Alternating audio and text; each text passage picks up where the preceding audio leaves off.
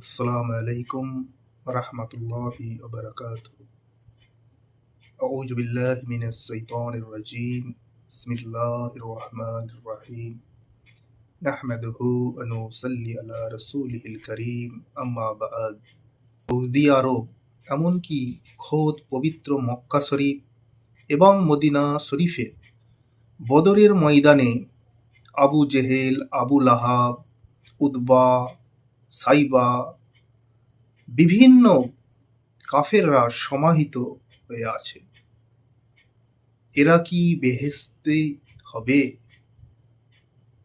যদি না হয়, তবে আমাদের দেশ ভারতবর্ষের কোনো বদ লোক, খারাপ লোক সেখানে গিয়ে মরলে কি করে সে বেহেশতি হবে? আল্লাহ পাক যদি তাদের কাউকে মাফ করে দেন, সেটা স্বতন্ত্র কথা।